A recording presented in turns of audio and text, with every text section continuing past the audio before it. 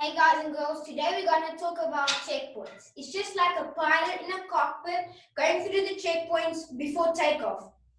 I don't want to fly with a pilot that doesn't know his own checkpoints because I'm going to put my own life in danger. And it's the same like as a tennis player. A tennis player needs to know his own checkpoints on all his shots. So today when you're going to do the checkpoints, it's initially going to feel like you're being a robot. But don't worry, if you do it more and more, your shots is going to be more smoother and it's going to feel more natural and you're going to think less about the checkpoints. So let's get started. So for the flying volley, you're going to start off in your ready position. Both hands is going to be on grip panel number 3. Your feet is going to be shoulder width apart, knees slightly bent, and your feet are going to face forward. You're going to have a U in both wrists. Your arm is going to be out and away from your body. The racket is going to be at a 45-degree angle. You should be able to look over the tip of your racket. You should be able to fit a basketball between the bottom of your racket and your belly button. Then you're going to pivot. Your lower body and upper body is going to turn as a unit. It's going to turn as one. You're going to be up on your back toe. Your racket face is still going to be at a 45-degree angle. Your racket face is going to be like a wall to the ball. Then you're going to step and hit at the same time. It's going to look like you're clapping hands. All your weight is going to be on your front foot. Your body is going to be at a 45-degree angle. Your head is going to be over your shoulders. You're going to be up on your back toe. Mirai, will you please demonstrate the forehand volley? Okay. So same ready position, and you pivot. You leave your left hand. Your racket still at 45. Your upper body and lower body turn as one, and step and go forward. And it looks like you're clapping hands and you're hitting over your front foot. Thank you, Mirai, for demonstrating the forehand volley. Now we're going to move on to the forehand ground stroke. You're going to start off in your same ready position. Then you're going to turn. You're going to slide your left hand, index finger on the strings to relax your right hand. Then you're going to turn further. You're going to change your grip to the bottom part of 3. Your racket is going to be on edge. Your racket is also going to be at a 45-degree angle. You're going to be up on your back toe. From this position, you're going to have the 3-point landing. The 3-point landing is racket goes down, body goes down as the foot steps out. You're going to sit in the imaginary chair. You're going to tuck the Shirari's head.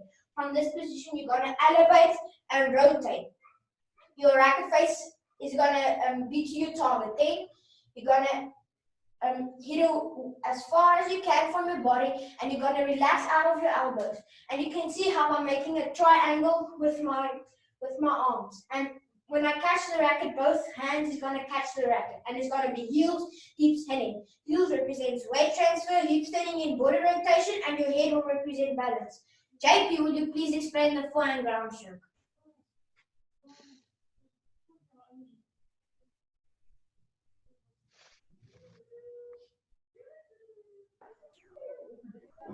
Same ready position. Turn to your forehand volley. Your left hand moves up to the strings to relax the muscles in your right hand. Up on your back toe. Turn further, racket 45-degree angle. The right elbow is still up. Your racket is on edge. 3-point landing. Racket goes down as the body goes down as the foot steps out. Tap the chihuahua. Lift before contact. Racket vertical on contact. Get as far away from your body as possible. Go up a flight of stairs and end up high. Make a triangle and heels, hips, and head. Heels represents weight transfer, hips represents body rotation, and head represents balance. Thank you, JP, for demonstrating the forehand ground stroke for us. Now we're going to move on to the double backhand volley. So you're going to start off in your same ready position. Then you're going to turn. 3 things happen when you see the ball coming. You turn your shoulders. You change your grip to the right side of one, and you're going to straighten up your arm. You're going to have your arm relatively straight and not like your arm is going to be like stiff and straight. So you're going to be relaxed. You're going to be up on your back toe. Your left hand's grip is going to be on grip panel number 3. Your racket is still going to be at a 45-degree angle. From this position, you're going to step and hit at the same time. All your weight is going to be on your front foot. Your head is going to be over your shoulders. Your body is going to be at a 45-degree angle, and you're going to be up on your back toe, and your eyes are going to be on the head. Hayden, would you please explain the double backhand volley? Okay, so with the double backhand volley, you're going to be in the ready position. From the ready position, 3 things are going to happen. You're going to turn upper body and lower body at the same time. You're going to change your grip to right side of one. You're going to straighten out your arm. Your left elbow is still going to be bent. You're still going to have views in the wrist, and the racket is still going to be at 45. You should be able to still look over the top of the racket. From here, you're going to have a wall to the ball and step and hit at the same time. Okay? Your eyes should be on contact. Your racket should be at 40. Your body should be at 45 degrees. All your weight should be on your front foot. Your head should be over your front foot, and your back toe should be lifted.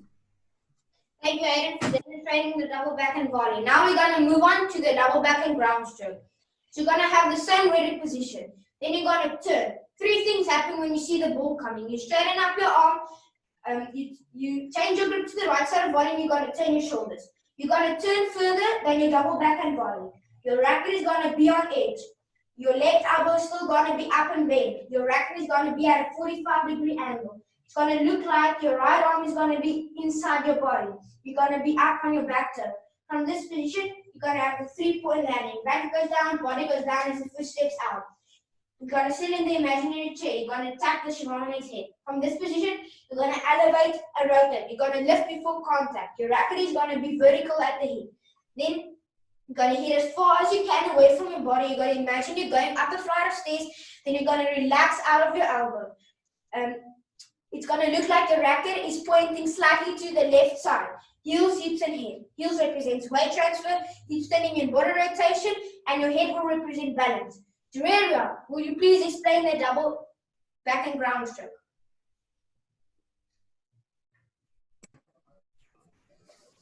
Right, you're going to start in your ready position, and you're going to turn to your backhand. 3 things are going to happen. You're going to change your grip, you're going to straighten the arm, and you're going to turn for a landing. Racket goes down as the body goes down, as the foot goes out. You're going to lift your contact. You're going to be 45 degrees. Your racket's going to be vertical to your target. You're going to play inside out. You're going to swing as far forward as you can, catching the racket high, relaxing the swing at your elbows. Thank you, Jureria, for demonstrating the double backhand ground stroke. Now we're going to move on to the single backhand volley. Your ready position is going to stay the same, but you're just going to move your left hand's index finger up on the strings. From this position, you're going to turn. 3 things happen when you see the ball coming. You turn your shoulders, you straighten up your arm, and you change your grip to the right side of one. Your left elbow is still going to be up. You're going to be up on your back toe. Your lower body and upper body is going to turn as one. It's going to turn as a unit. Your racket face is going to be like a wall to the ball. From this position, you're going to step and hit at the same time. Your hands are going to separate. Hand to hand forms a line. Your body's got to be at a 90-degree angle. All your weight is going to be on your front foot. Your eyes are going to be on the hips. Your head is going to be over your shoulders, and you're going to be up on your back toe. Scott, will you please demonstrate the one-handed backhand volley?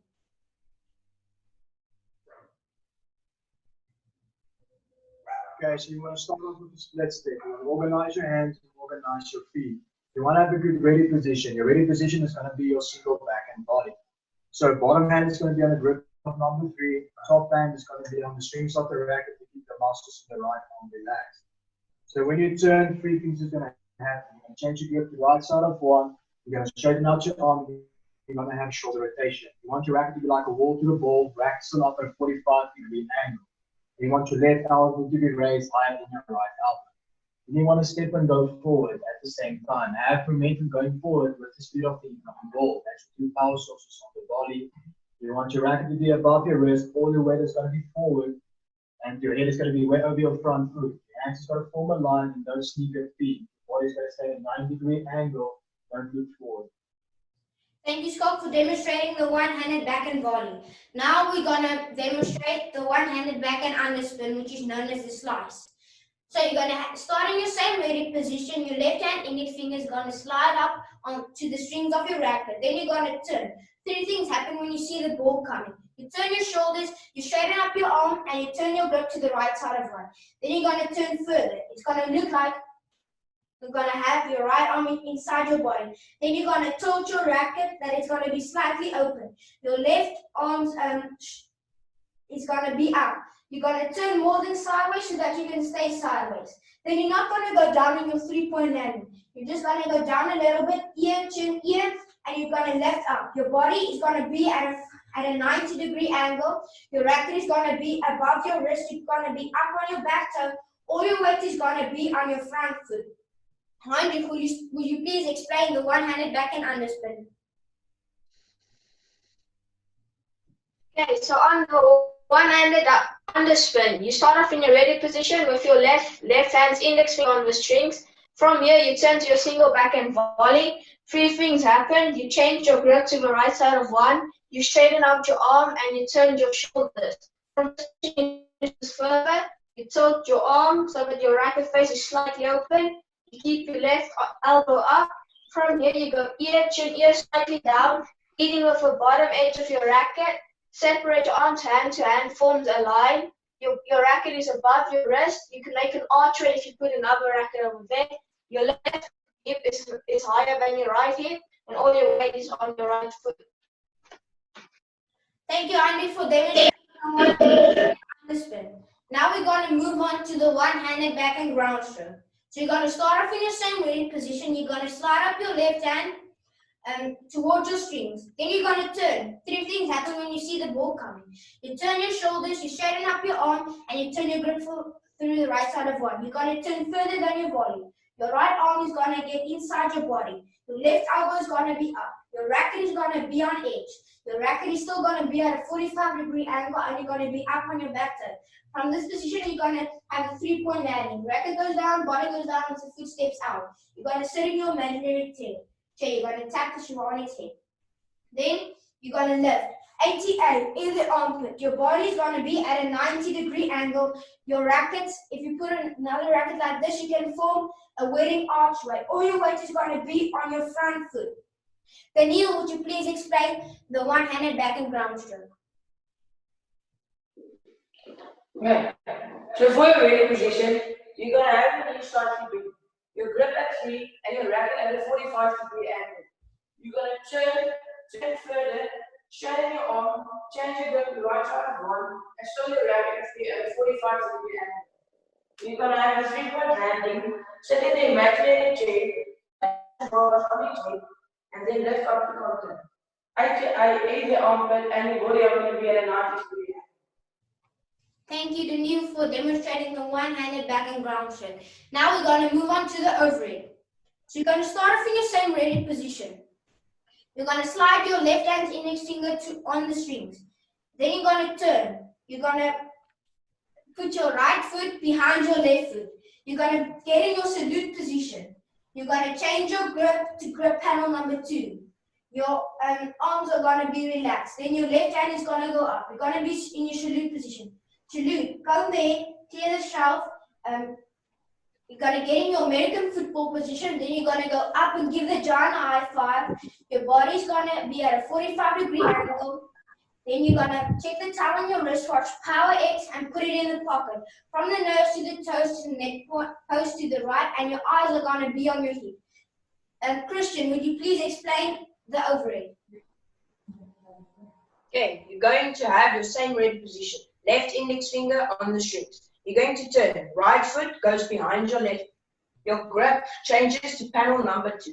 You're in your salute position. Your left hand goes up. You're going to comb your hair, clear the shelf. You're in the American football position. You're going to throw the football. Go up to your power line. You're at contact at 45 degrees with an outstretched arm and body. You're going to give the giant a high five. Check the time on the wristwatch. You're going to go, put it in the pocket, from your nose to the toes to the neck post at the right. Remember, the overhead is a throwing motion.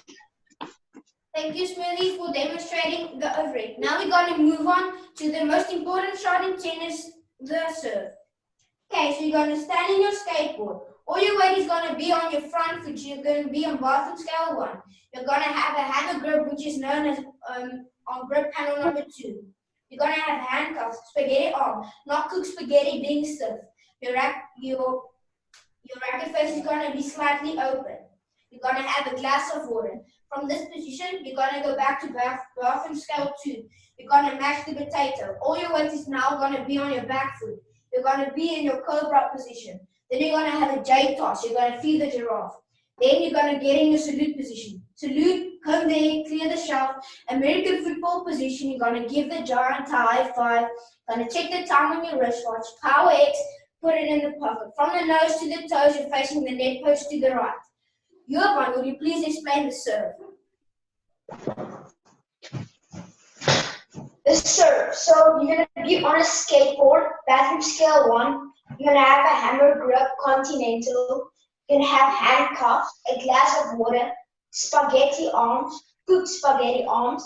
Then you're gonna turn to bathroom scale 2. You're gonna mash the potato with your front foot. You're gonna turn your left hip in. You're gonna be on cobra. You're gonna go for your J toss.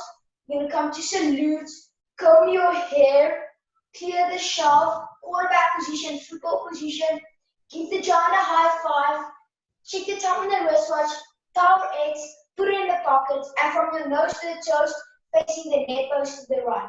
Thank you, Johan, for demonstrating the serve.